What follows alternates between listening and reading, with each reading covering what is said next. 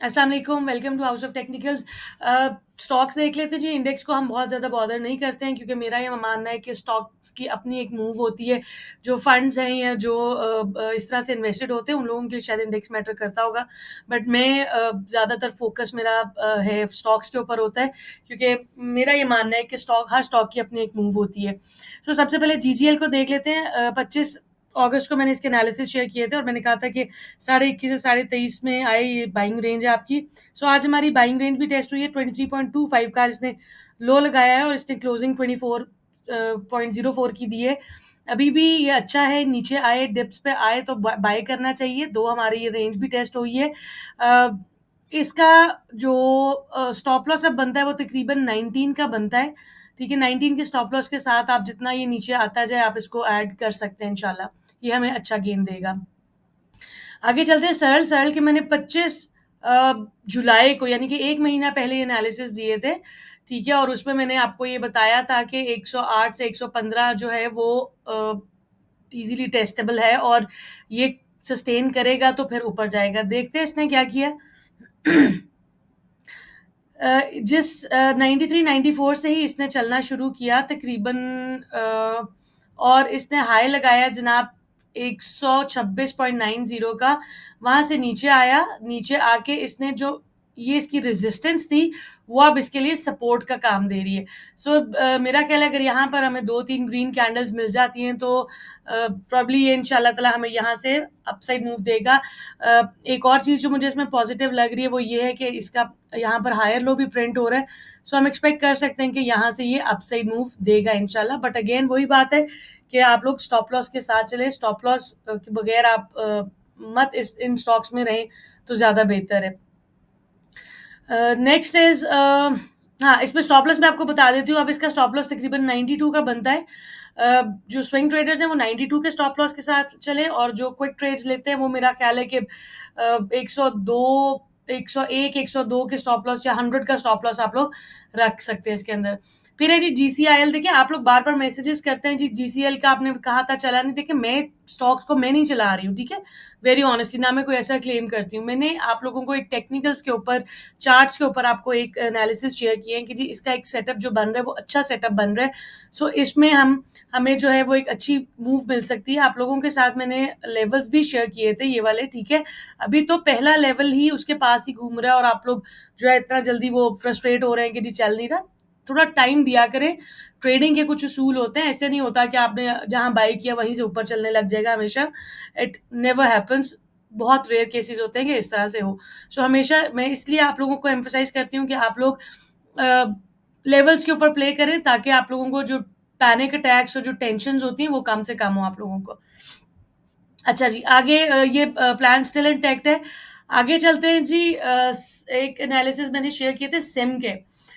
21 अगस्त को मैंने शेयर किए थे जब बहुत ज्यादा सब बुलिश हो गए थे और मैंने तब कहा था कि 16 की रेजिस्टेंस है, ये क्रॉस करेगी, सस्टेन करेगी तो ही हम इसके अपसाइड टारगेट्स 17 और फिर 19 के देखेंगे। अब आप ये देखें कि उसके बाद से इसने 15.75 का हाई लगाया और वहां से ये नीचे है। अब 14.70 पे इसकी क्लोजिंग हुई है। प्रॉब्ली मुझे लग रहा है कि शायद यहाँ से ये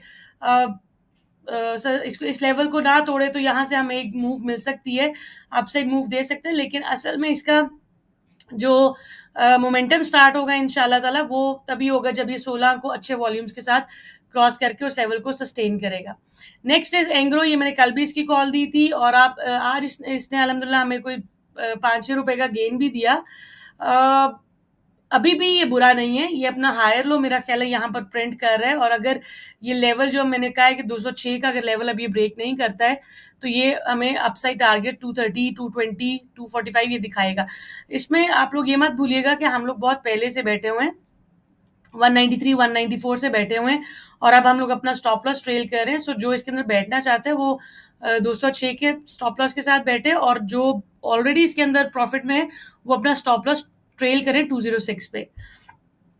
आगे चलते हैं जी बनू वुलन मिल्स। बनू वुलन मिल्स का जो जब मैंने ये 25/7 को जो एनालिसिस दिए थे, मैं बल्कि यहाँ पर इसको डिस्कस कर लेते हैं।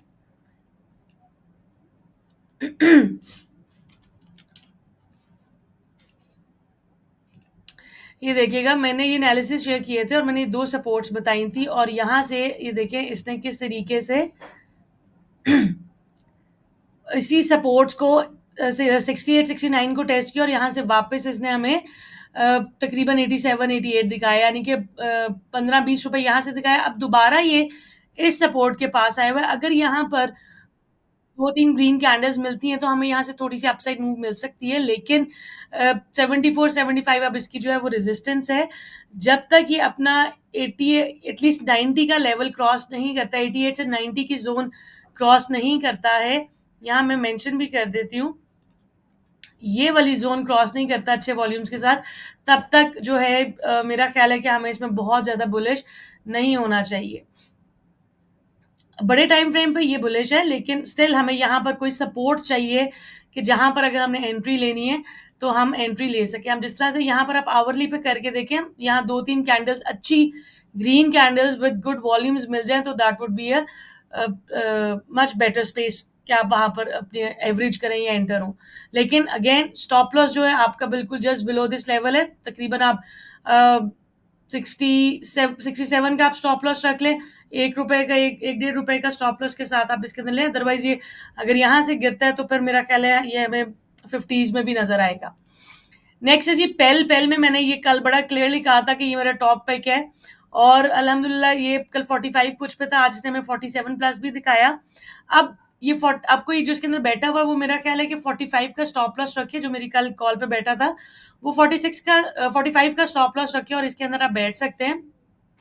अच्छा, इसमें एक और जो सेफ साइड है वो ये कि अगर आप 46.20 का स्टॉप लॉस भी रख के एंटर हो सकते हैं आप लोग। अपसाइड इसके टारगेट्स 49-50 के हैं, ये क्रॉस करेगा तो एक चैनल अपना ब्रेक करेगा और फिर हमारे इसके अपसाइड टारगेट्स भी बनते हैं। सो ये जो है ये स्टिल जो है ये मुझे अच्छा लग रहा है, लेकिन ये ना कीजिएगा कि आप 47-48 पे बाय कर लें, वो थोड़ा सा नीचे है तो आप लोग पैनिक हो जाएं कि जी अब हम होल्ड करें या ना करें। मैं बड़ा क्लियरली आपको बता रही हूँ कि अब इसका स्टॉप लॉस जो बनता है 45 बल्कि 45 भी नहीं, आप इसका 40 बहुत सेव करना है तो आप इसको 43 के स्टॉप लॉस के साथ रखें।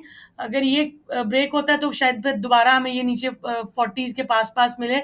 सो जो बैठे हुए हैं ऑलरेडी, मैं दोबारा बता देती हूँ, जो बैठे हुए हैं जो प्रॉफिट में है वो 45 का स्टॉप लॉस रखें और जो बाय ऑन डिप्स पे चलना चाहते हैं वो तकरीबन 42-50-43 का स्टॉप लॉस रखें। आगे चलते हैं जी। गैल मैंने ये 8 अगस्त को ये चीज कही थी कि 470 के स्टॉप लॉस के साथ इसको जमा करना चाहिए। अब आप ये देखें कि वहां से ये चला है, ठीक है जी, किस लेवल से 525 से ये चला है, इसने हमें 580 प्लस भी दिखाया, उसके बाद दोबारा नीचे आया, अपना हायर लो प्रिंट किया और आज दोबारा इसने हमें 578 दिखाया। अब मैं ये समझती हूँ कि ये बड़ा अच्छा पैटर्न है, जो हमारे ये टारगेट इसमें मैंने बताए हुए ये इंटैक्ट हैं। अब जो इसके अंदर ऑलरेडी बैठा हुआ है, ये मेरी कॉल पे बैठा है, वो एटलीस्ट इसका स्टॉप लॉस अब 540 का स्टॉप लॉस या 541 का स्टॉप लॉस रख के इसके स्टॉप लॉस ट्रेल करे और इसका प्रॉफिट एंजॉय करे। This is all as of now. Thank you for watching this video. अल्लाह हाफिज।